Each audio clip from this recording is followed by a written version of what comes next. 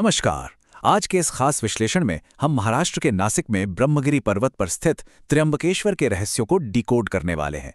ये सिर्फ कोई आम प्राचीन मंदिर नहीं है, बल्कि काले पत्थरों से बनी ये अनूठी संरचना अपने अंदर सदियों का गहरा इतिहास समेटे हुए है। तो चलिए बिना किसी देरी के शुरू करते हैं। इस विश्लेषण में हमारा रोड मैप कुछ इस तरह रहेगा। हम शुरुआत करेंगे उस भूमिगत त्रिमुखी देवता से, फिर जानेंगे गोदावरी नदी की उत्पत्ति की कथा, इसके बाद मंदिर के विनाश और उसके भव्य पुनर्जन्म पर नजर डालेंगे, और हाँ, उस शापित नासक हीरे की भी बात करेंगे। आखिर में रहस्यमयी गुफाओं और आज के समय में यहाँ होने वाले अनुष्ठानों को समझेंगे। तो सबसे बड़ा और दिलचस्प सवाल यहीं से उठता है, दुनिया का सबसे अनोखा ज्योतिर्लिंग जमीन के ऊपर भव्य रूप में दिखने के बजाय आखिर धरती के नीचे क्यों छिपा है? मतलब गर्भगृह में प्रवेश करते ही सबसे बड़ी हैरानी इसी बात की होती है कि पवित्र शिवलिंग ऊपर नहीं बल्कि जमीन के स्तर से नीचे स्थित है। यह एक ऐसी भौतिक विसंगति है जो इस जगह को बाकी सभी ज्योतिर्लिंगों से बिल्कुल अलग कर देती है।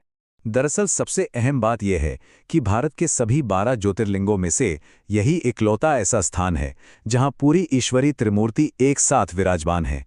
जी हां, यहां 3 सूक्ष्म लिंग मौजूद हैं, ब्रह्मा यानी रचयिता, विष्णु यानी पालनहार और महेश यानी संहारक। इसीलिए इसे त्रिमुखी ज्योतिर्लिंग कहा जाता है। ये सिर्फ एक धार्मिक दर्शन नहीं है, बल्कि एक बहुत ही गहरा दार्शनिक अनुभव है। ये बेहद अद्भुत है कि सृष्टि की तीनों महाशक्तियां एक ही जगह पर समाहित हैं। अब जरा इसकी पौराणिक कथा पर गौर करते हैं, जो बहुत ही दिलचस्प है। बताया जाता है कि हजारों साल पहले जब इस पूरे इलाके में भयंकर सूखा पड़ा था, तब गौतम ऋषि ने अपने तपोबल से पानी का एक स्रोत हासिल किया। लेकिन जहां प्रसिद्धि होती है, वहां ईर्ष्या भी आ ही जाती है। कुछ ऋषियों ने साजिश रची और गौतम ऋषि पर एक पवित्र गाय की हत्या का झूठा इल्जाम लगा दिया। इस भयंकर कलंक को मिटाने के लिए गौतम ऋषि ने भगवान शिव की घोर तपस्या की। आखिरकार शिवजी ने उन्हें निर्दोष माना और लोगों के कल्याण के लिए गोदावरी नदी को प्रकट किया, जिसे आज दक्षिण की गंगा के नाम से भी जाना जाता है। पौराणिक कथाओं से निकलकर अगर इतिहास के पन्नों को पलटें तो इस जगह ने बहुत भारी उथल-पुथल देखी है। प्रसिद्ध इतिहासकार सर जदुनाथ सरकार के दस्तावेजों के मुताबिक 1690 में मुगल सम्राट औरंगजेब की नीतियों के चलते इस मंदिर को भारी नुकसान पहुंचाया गया था और नासिक का नाम बदलकर गुलशनाबाद कर दिया गया। खैर, समय का पहिया घूमा और 18वीं सदी में मराठा साम्राज्य के उदय के साथ ही इस क्षेत्र को वापस हासिल कर लिया गया। शहर को उसका असली नाम नासिक वापस मिला और फिर पेशवा बालाजी बाजीराव के नेतृत्व में इस धाम का एक बेहद भव्य पुनर्जन्म हुआ। और पेशवाओं द्वारा करवाए गए इस पुनर्निर्माण का स्केल, सच कहूं तो इसके आंकड़े सचमुच हैरान कर देने वाले हैं। इसे दोबारा बनाने में पूरे 31 साल लग गए और उस 18वीं शताब्दी में इस पर लगभग 16 लाख रुपए का खर्चा आया था। अगर आज के समय में इसका हिसाब लगाया जाए तो यह रकम आसानी से सैकड़ों करोड़ रुपए के पार चली जाएगी। काले पत्थरों और बेहद जटिल दक्षिण भारतीय वास्तुकला का इस्तेमाल करके इसे आस्था के एक अभेद्य और भव्य किले में तब्दील कर दिया गया। अब कहानी में एंट्री होती है एक बेहद मशहूर रत्न की, नासक हीरा। गोलकुंडा की खदानों से निकला यह हीरा कभी लगभग 90 कैरेट का हुआ करता था। 18वीं सदी में मराठों ने इसे त्र्यंबकेश्वर में भगवान शिव की तीसरी आंख के रूप में पूरे सम्मान के साथ अर्पित किया था।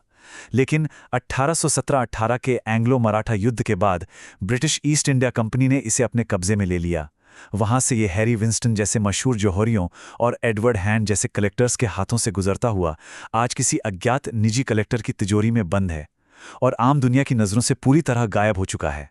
स्क्रीन पर दिख रही 43 की यह संख्या दरअसल एक बहुत बड़े ऐतिहासिक नुकसान को दर्शाती है। हुआ यूं कि जब यह नासिक हीरा अंग्रेजों द्वारा जब्त करके लंदन ले जाया गया तो वहां के मशहूर ज्वेलर्स रंडल एंड ब्रिज ने इसे नए सिरे से तराशा।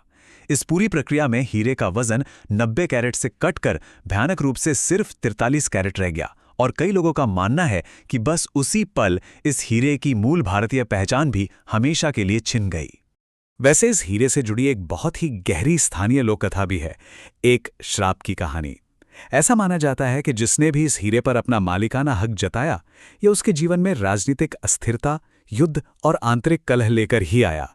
चाहे वो शक्तिशाली पेशवा साम्राज्य का पतन हो या फिर बाद में इसे खरीदने वाले ड्यूक ऑफ वेस्टमिनिस्टर के जीवन में आई भारी पारिवारिक और आर्थिक परेशानियां।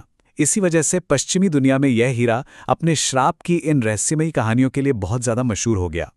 चलिए अब मंदिर के कुछ ऐसे भौगोलिक और आध्यात्मिक रहस्यों पर नजर डालते हैं जो अक्सर नजरों से छुपे रहते हैं। सबसे पहले है कुशावर्त कुंड। यह वही पवित्र जगह है जहां गौतम ऋषि ने गोदावरी नदी को कुशाघास से बांधा था ताकि वह विलुप्त ना हो जाए। उसके बाद है शाही सवारी, जिसमें शिव जी के पंचमुखी स्वर्ण मुखौटे की एक बेहद ही राजसी और भव्य यात्रा निकाली जाती है। तीसरा और शायद सबसे रहस्यमयी स्थान है गुप्त गुफा। यह वही जगह है जहां गौतम ऋषि ने घोर तपस्या की थी।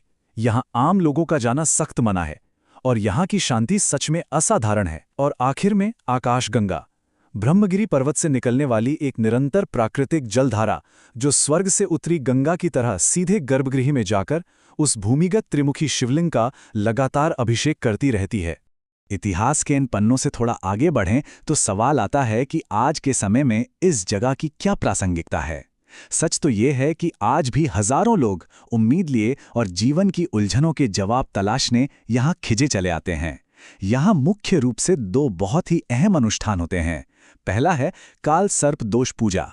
ये एक ज्योतिषीय अनुष्ठान है जो राहु और केतु जैसे ग्रहों की उस स्थिति को शांत करता है जिसके कारण जीवन में बार बार बाधाएं आती हैं। और दूसरी है नारायण बलि पूजा।